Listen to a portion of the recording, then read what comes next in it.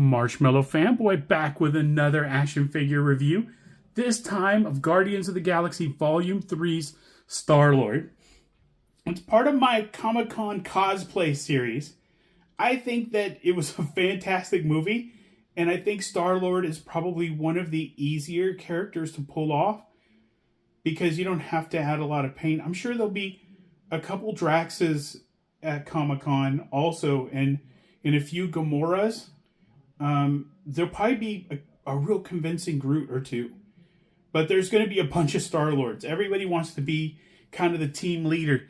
And he just seems like a kind of an easy...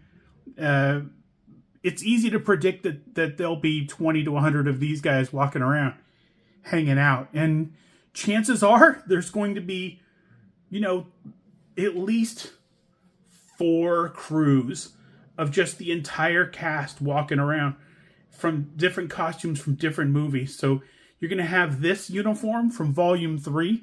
You'll have a crew of them walking around and some kind of a representation for Rocket, and it'll look really cool.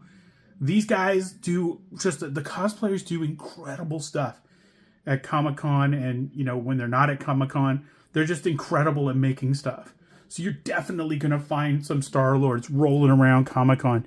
This one doesn't have any Build-A-Figure pieces for Cosmo. I think it was 2 to a case for this guy. So it was kind of a bad deal because you have 2 of them, but even if you had one and you broke it open, you couldn't sell the Build-A-Figure piece. But why would you want to, man? It's Cosmo. Oh my gosh. I wonder if there'll be like a, there's always activity outside of Comic-Con, and people without badges kind of cruise around. They just want to be part of the atmosphere. It's real exciting. There's gotta be somebody who's going to dress their dog up a little like Cosmo. Maybe not put this full suit on them because nobody wants to kill their dog in the heat of summer this year, but they might put a helmet on. That'd be cool. Let's see what that looks like. Yeah, they might put a helmet on. No. Yeah, that's all too hot. There's no way to put a dog in that. You're not going to see that at Comic-Con.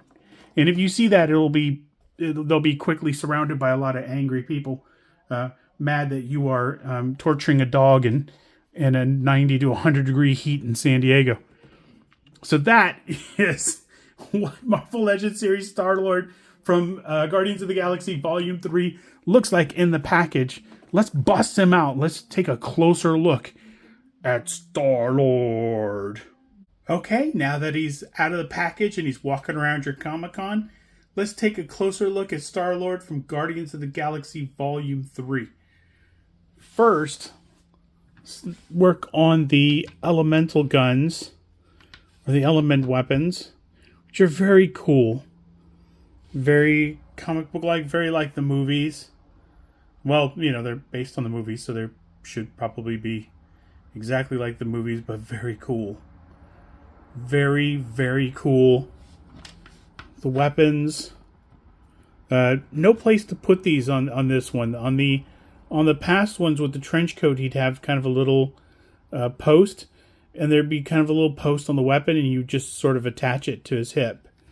But nothing like that on this version, which is fine. Super minor complaint. The logo in the comics is bigger.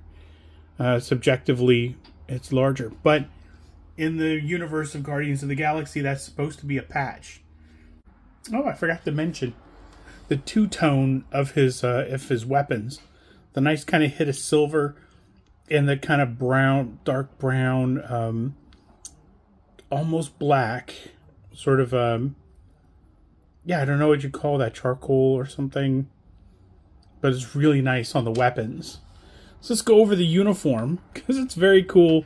And of course, there's plenty of opportunities to break sort of some of the patterns by twisting.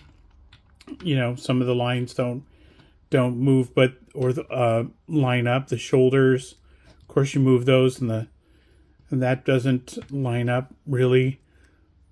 It's a nice mix of old and new, and I'm not sure where the old stops and the new starts. The stripe doesn't go down the legs, so nothing to be broken there. And it's an older body because of the pins. So let's go over the articulation. Very nice. Up. Good down.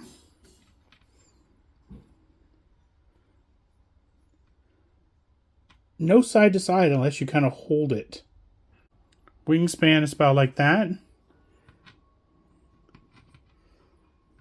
Think some of the details on the back prevent it from going much further than that. There's also a notch you can see on the back of the head. So I don't know why this doesn't move up or move down more. Oh, there we go. That is a lot of looking down. Oh, that's better. That's a lot of looking up. Bicep swivel, double elbows, wrist hinge, wrist swivel, ab crunch, waist twist, ball pin legs, thigh swivel, double knees, boot swivel, ankle hinge, ankle rocker. And that is Star-Lord. Remember, no Build-A-Figure piece for Star-Lord to complete the Cosmo figure. He is as is by himself. But I doubt he'll be alone walking around at Comic-Con. He'll probably be joined by other members of the Guardians or other cosmic characters. So be on the lookout for Star-Lord, no matter what version of Star-Lord it is. Because I imagine now that there's been a few, there's going to be a few Star-Lords at Comic-Con. So until next time, enjoy your toys.